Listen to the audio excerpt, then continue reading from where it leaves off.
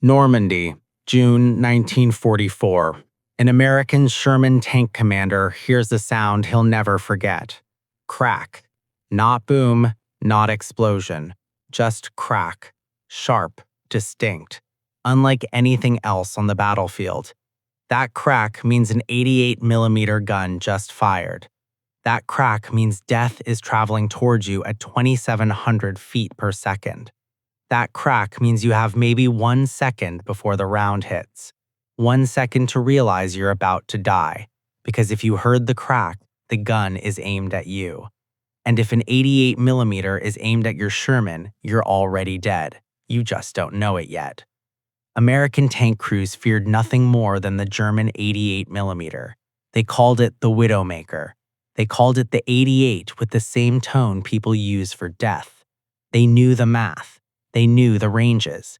They knew that Sherman armor was 4 inches thick and 88mm rounds punched through it like paper from 2,000 yards.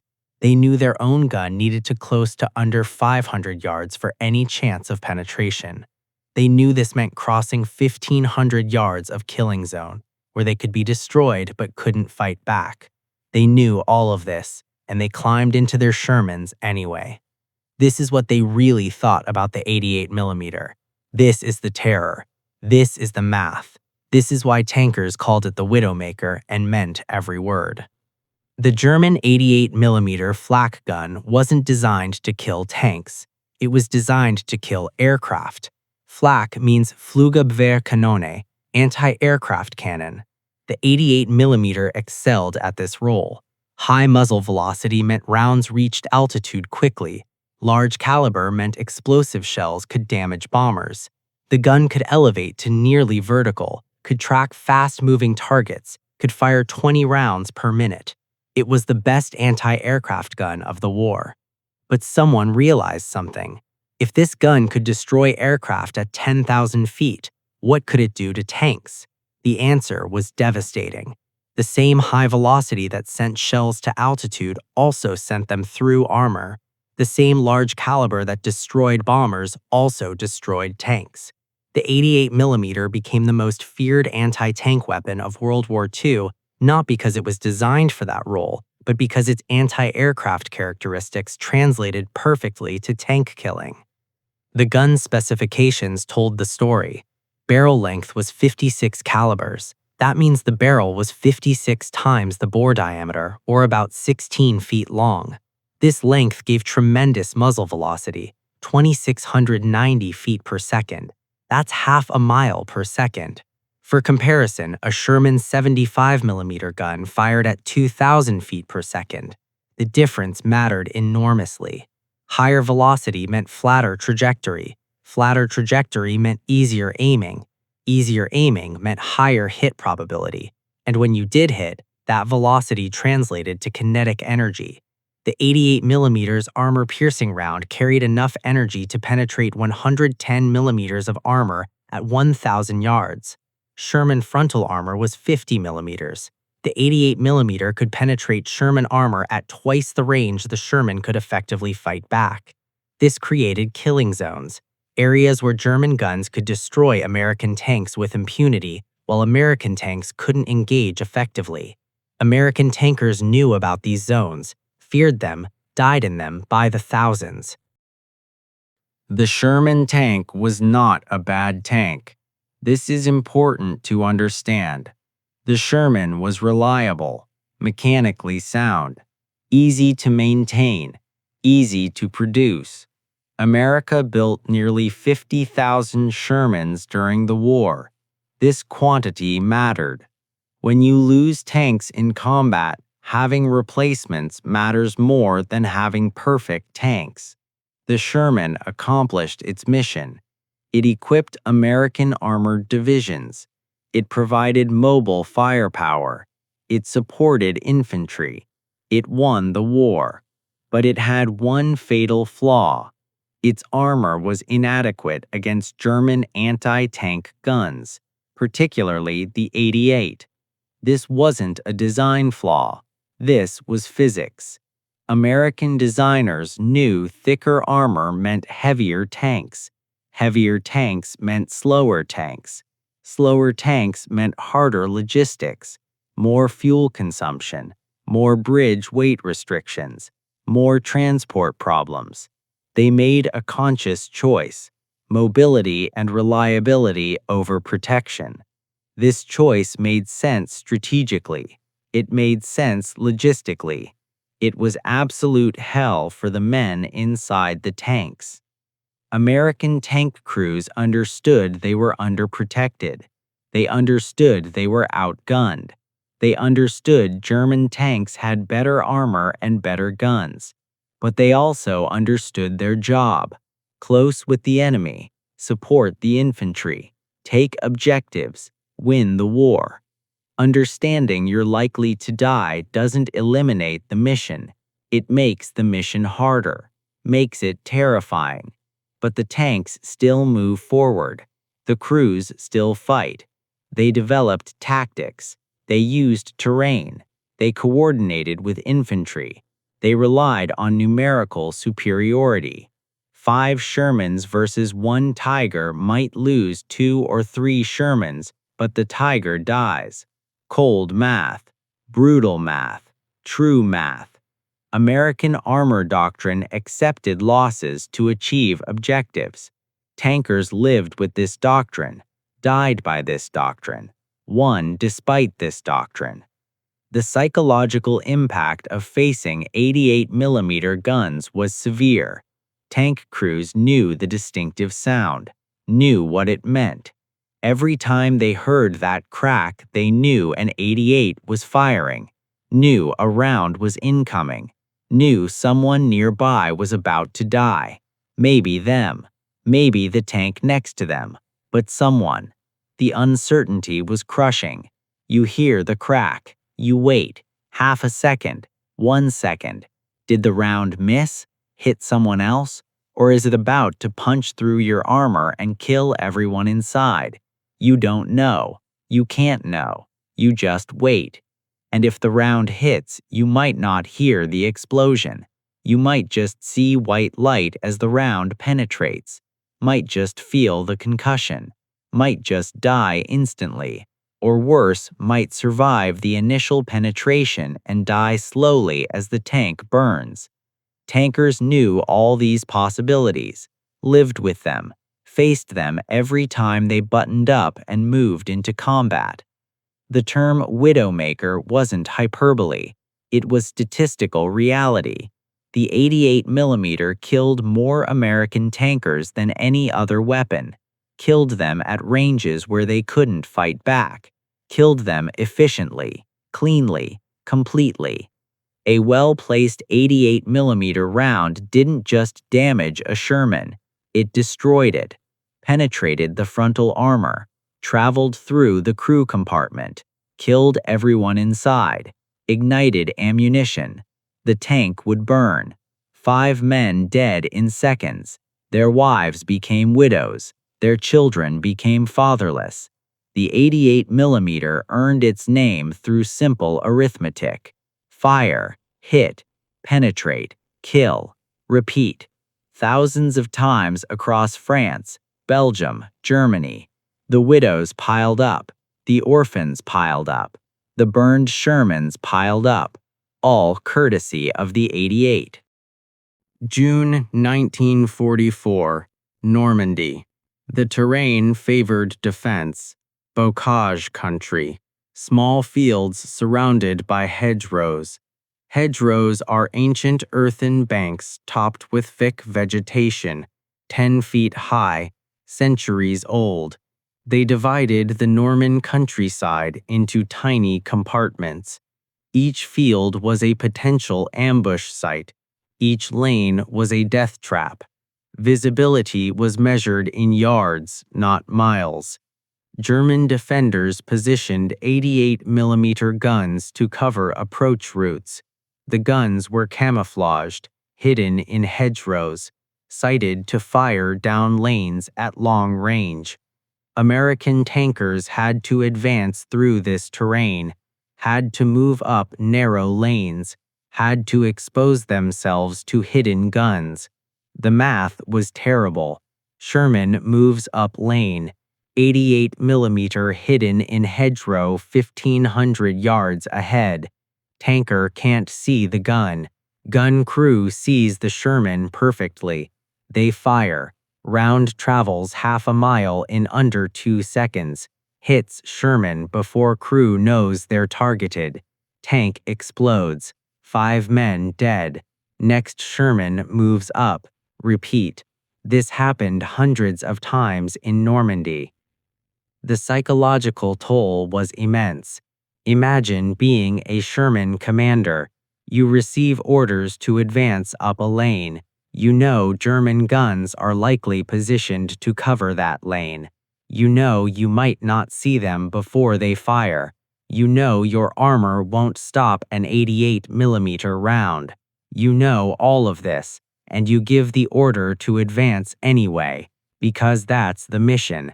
Because infantry needs armor support, because objectives must be taken. You move forward, buttoned up, limited vision through periscopes, listening, waiting, expecting that crack at any moment, expecting death. Maybe it comes, maybe it doesn't. If it does, you probably don't have time to feel anything. If it doesn't, you get to do this again tomorrow, and the day after that, and the day after that, until the war ends or you die. That was life as a Sherman commander in Normandy. The crews developed tactics to survive. First, use infantry. Infantry could scout ahead, could spot hidden guns, could mark targets. A Sherman supported by infantry was much more survivable than a Sherman alone.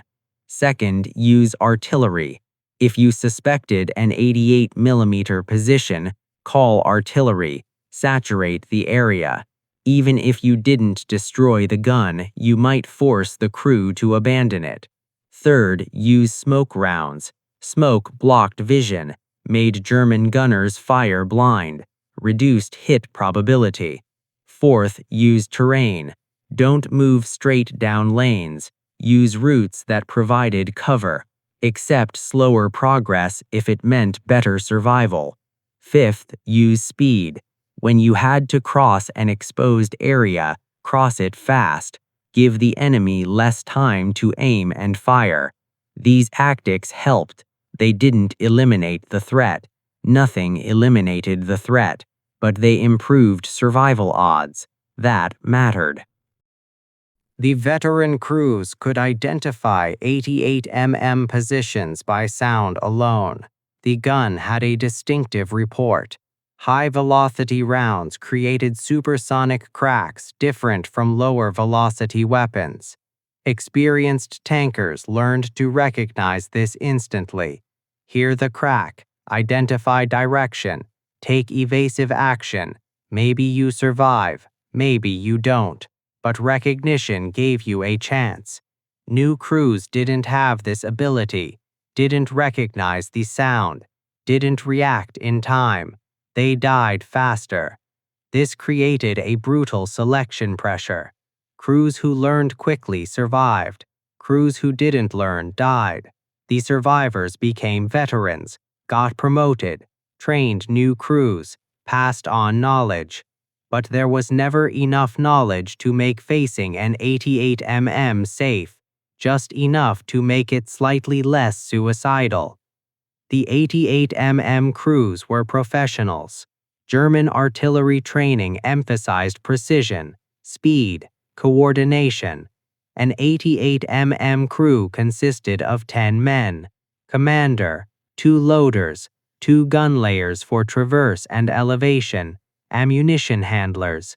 Everyone had a job. Everyone trained until actions were automatic.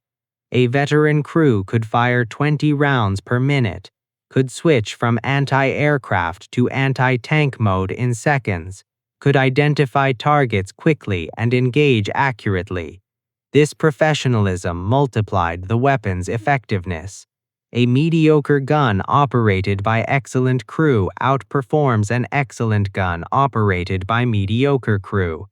The 88mm was an excellent gun operated by excellent crews. This combination was deadly. American tankers respected this, feared this, knew they faced highly trained professionals using superior weapons, knew the only advantages they had were numbers and determination. Those would have to be enough. The 88mm's range advantage possessed tactical dilemmas. American doctrine emphasized aggressive maneuver, close with the enemy, destroy them. But closing with an 88mm meant accepting casualties, meant crossing that 1,500-yard killing zone where you could be destroyed but couldn't fight back. Commanders had to balance aggression with casualties.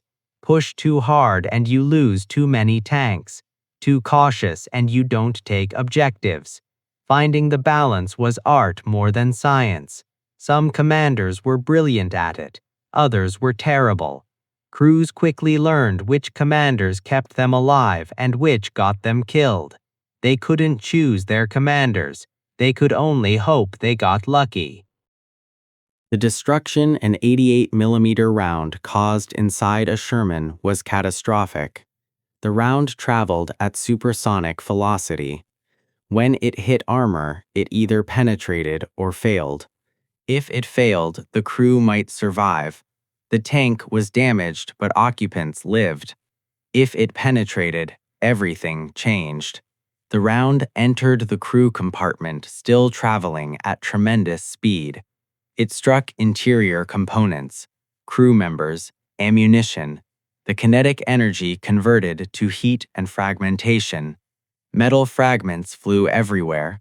Shrapnel from the armor itself added to the carnage. If the round hit stored ammunition, it detonated. 1,800 degrees Fahrenheit. The interior became an inferno instantly. Crew members had seconds to escape. Most didn't make it. Most died in the initial penetration or immediately after.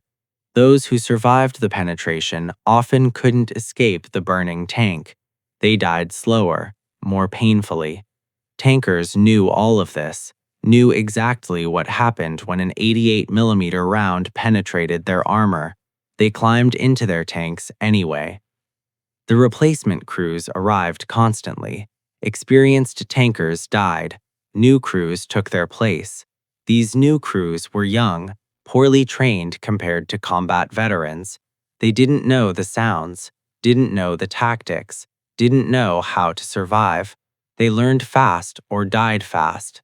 The veterans tried teaching them, tried passing on knowledge, tried keeping them alive, but there was never enough time. Never enough experience, never enough luck. The replacements died at higher rates than veterans. This was expected, accepted, tragic. The army kept sending them, kept filling the ranks, kept maintaining unit strength. The war consumed soldiers, consumed tankers, consumed men faster than training could produce veterans. This math dominated armored warfare. Quantity had a quality all its own. America had quantity. Germany had quality. The outcome was inevitable, but the cost was terrible. The psychological coping mechanisms varied. Some tankers became fatalistic, figured they'd die eventually, so might as well accept it. Others became superstitious, lucky charms, rituals, anything for perceived control. Some became reckless, figured dying quickly was better than dying slowly. Others became careful to the point of paralysis, fear so consuming it prevented effective action. Most fell somewhere in between, afraid but functional, knowing death was possible but hoping for survival. This balance kept them effective, kept them fighting, kept them climbing into their Shermans every morning despite knowing the 88mm weighted, despite knowing they were underprotected, despite knowing the math. They fought anyway. That's courage, not absence of fear, action despite fear. American tankers demonstrated this daily, died demonstrating this daily, won the war demonstrating this daily. The adaptations American forces developed improved survival marginally but significantly. First, combined arms became doctrine. Tanks never operated alone, always with infantry, usually with artillery support, often with air support. This coordination reduced German advantages. Infantry spotted hidden guns, artillery suppressed them, airstrikes destroyed them, tanks provided mobile firepower. Everyone supported everyone else. This wasn't brilliant innovation. This was necessity. Operate tanks alone against 88mm guns and the tanks died. Operate tanks with support and some survived. The choice was obvious. Implementation was difficult, required communication, required coordination, required trust. American forces developed all three through hard experience. By 1945, combined arms operations were routine. This saved lives, reduced casualties, improved effectiveness, but the 88mm remained deadly even against combined arms, just less deadly. The armor upgrades helped some. Welded applique armor added to Sherman hulls increased protection slightly, not enough to stop an 88mm at close range, but enough to potentially deflect rounds at extreme range or oblique angles. Every little bit helped. Tank crews welded on everything they could find: extra track links, sandbags, concrete, spare road wheels. Most of this was psychological, gave the illusion of protection even when it didn't actually help. But psychology mattered. Crews who believed they had better protection fought more effectively, even if the protection was marginal, even if it was mostly placebo. Anything that kept crews fighting helped win the war, so the Army didn't discourage improvised armor even when it added weight and reduced mobility. Morale mattered as much as metal. The tactical employment evolved. Early in the war, American armor doctrine emphasized frontal assault. Close with the enemy, destroy them through superior firepower and maneuver. This worked against some opponents. Against 88mm guns, it was suicide. Doctrine changed. Emphasis shifted to suppression and flank attack. Suppress the gun with artillery or smoke. Maneuver to flank. Attack from sides or rear where armor was thinner. This worked better. Still costly, still dangerous, but better than frontal assault into 88mm fire. The Germans adapted too, positioned guns to cover flanks, created interlocking fields of fire, used multiple guns to protect each other. This created tactical chess matches, Americans probing for weakness, Germans covering all approaches, both sides learning, both sides adapting, both sides dying as they figured things out. The crew training improved as the war progressed. Early crews received minimal training, basic gunnery, basic tactics, then deployed. They learned the hard way or died. By 1944, training was more comprehensive, more realistic, based on combat experience. Crews learned about 88mm threats specifically, learned recognition, learned evasion, learned survival. This training saved lives, made crews more effective faster, reduced the learning curve that killed so many replacements. But training could only do so much. No amount of training eliminated the fundamental problem. Sherman armor couldn't stop 88mm rounds. Sherman guns couldn't outrange 88mm guns. These were hardware problems that training couldn't solve.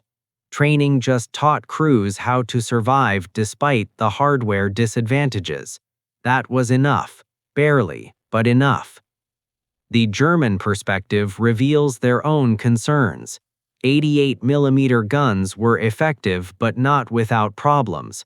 The gun was large, heavy, difficult to conceal, easy for aircraft to spot, vulnerable to artillery. The crews were exposed, not protected by armor. A single artillery shell landing near an 88mm position could kill the entire crew. American artillery learned to target 88mm positions specifically, saturate suspected locations. Even if you didn't destroy the gun, you might kill the crew or force them to abandon the position.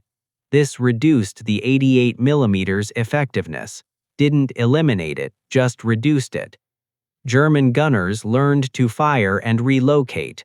Fire a few rounds, move before American artillery could respond.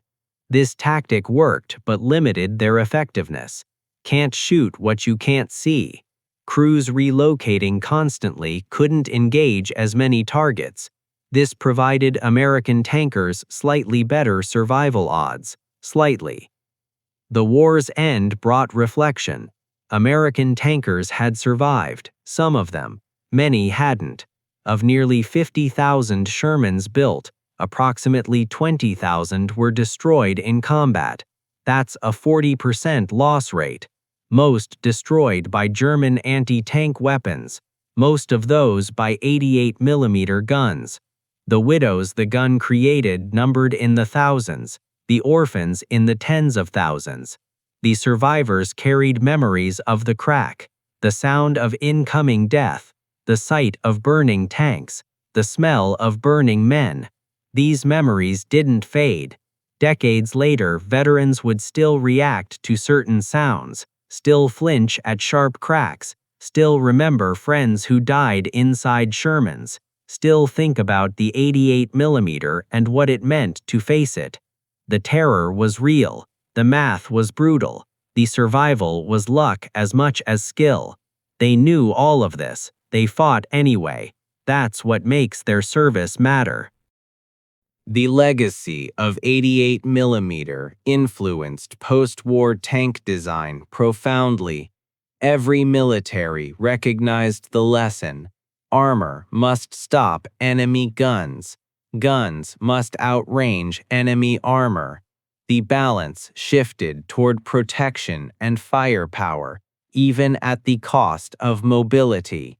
American post-war tanks like the M48 and M60 had much thicker armor than Shermans.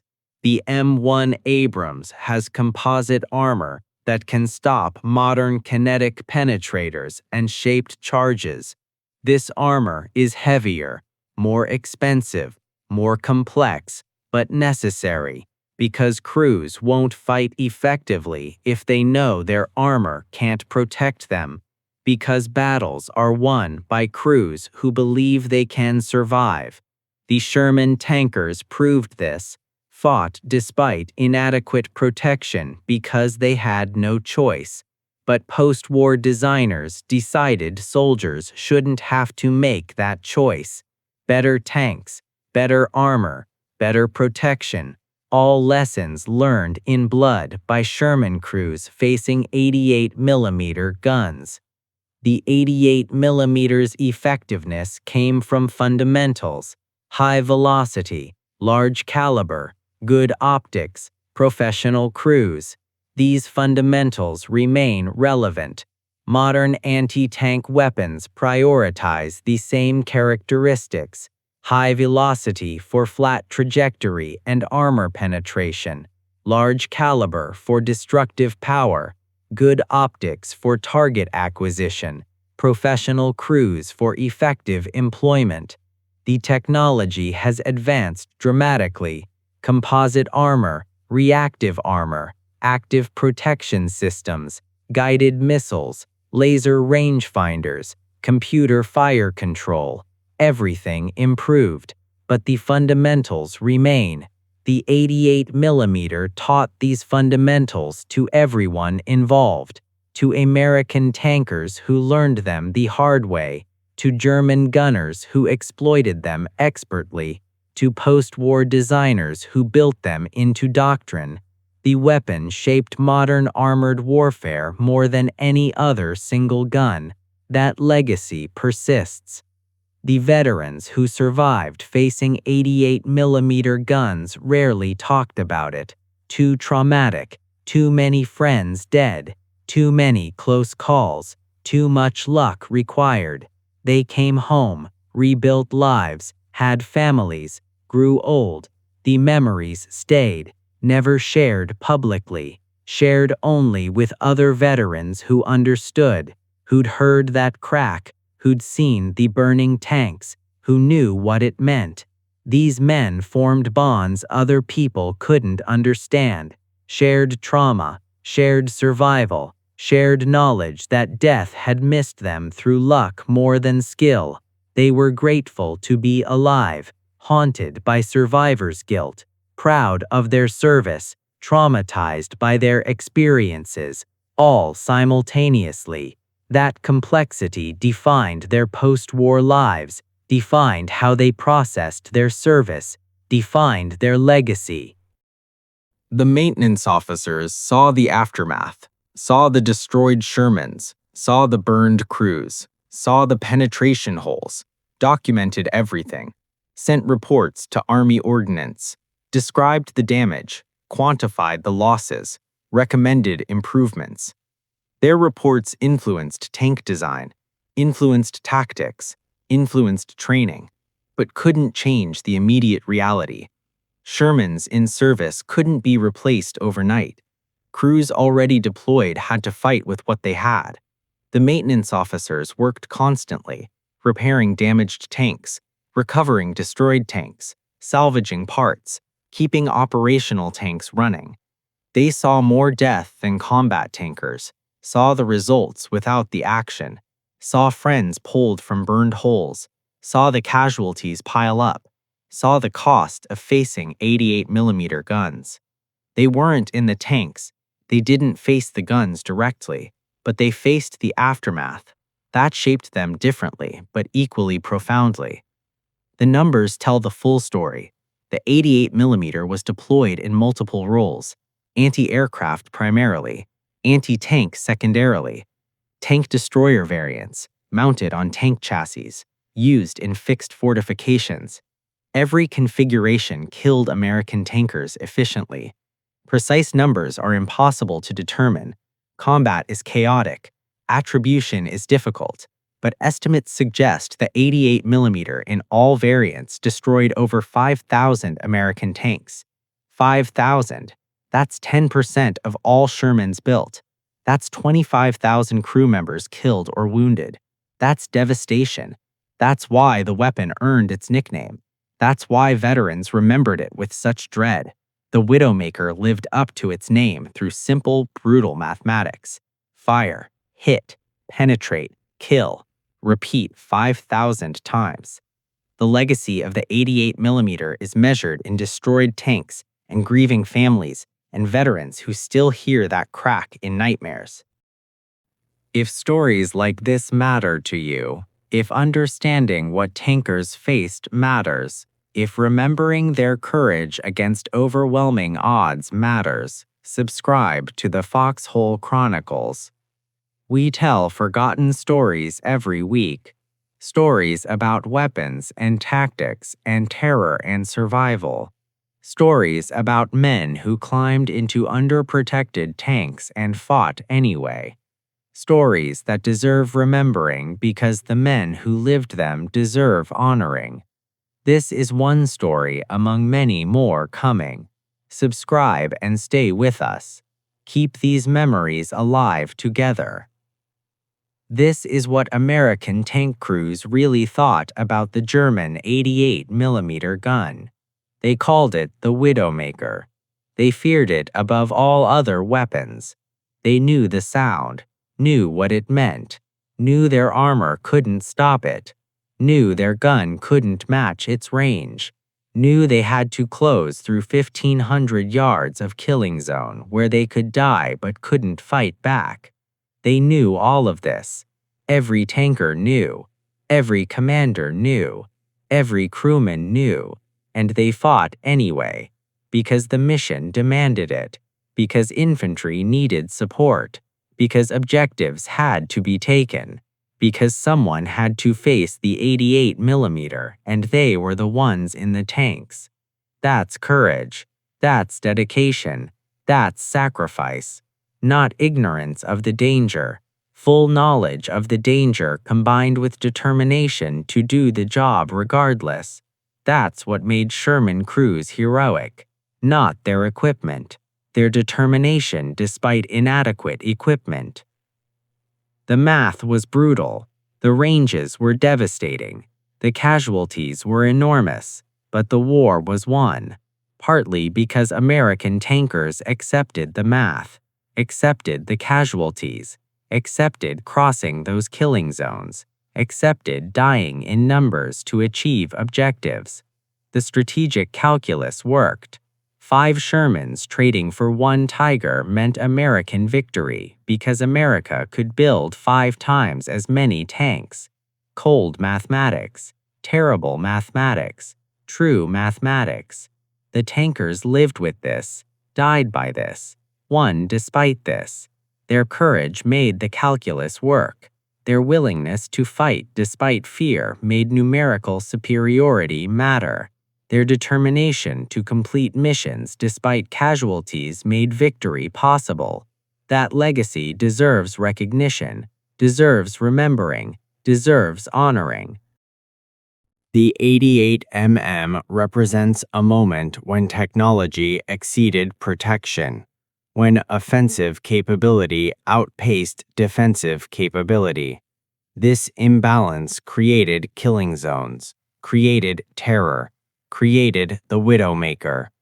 Modern tank design tries to prevent this imbalance, tries to ensure armor can stop threats, tries to ensure guns can engage threats at reasonable ranges, tries to protect crews adequately.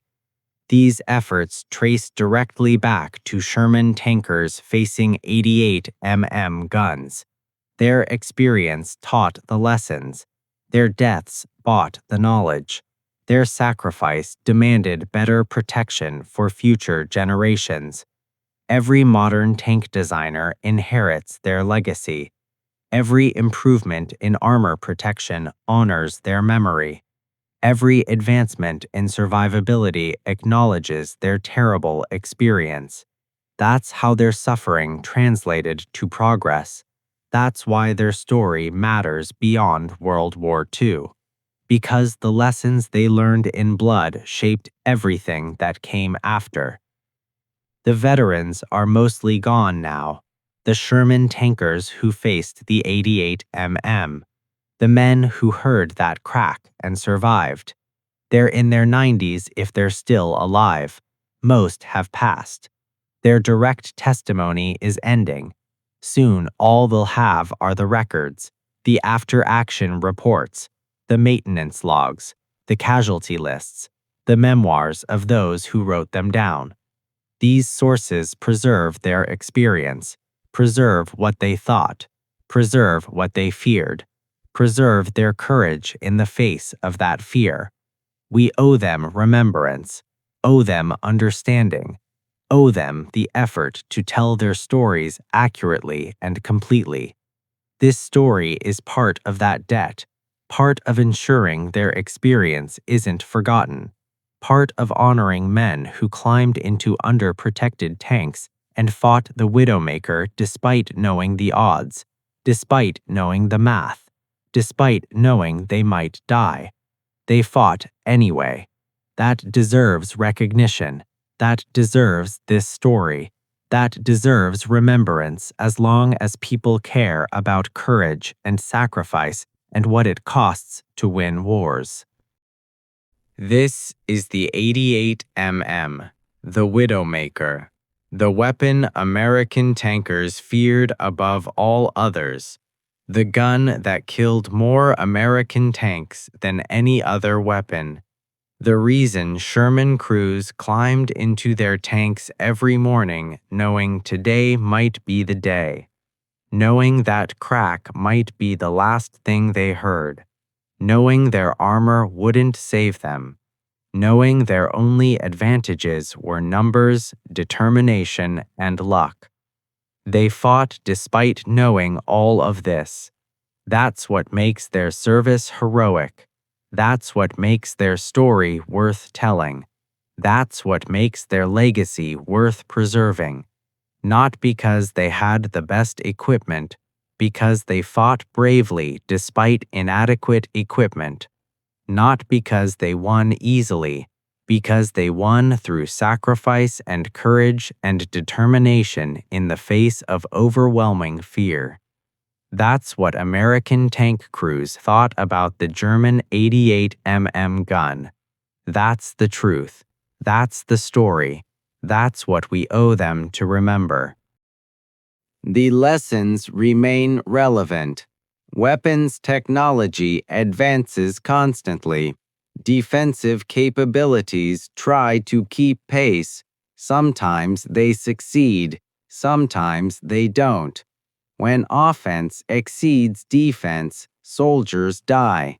This balance shapes modern warfare, shapes procurement decisions, shapes doctrine, shapes training, all shaped by experiences like Sherman tankers facing 88mm guns, all informed by the brutal mathematics of unequal capability, all designed to prevent future generations from experiencing what those tankers experienced, from facing weapons they couldn't counter, from climbing into vehicles that couldn't protect them, from fighting battles where survival was more luck than skill.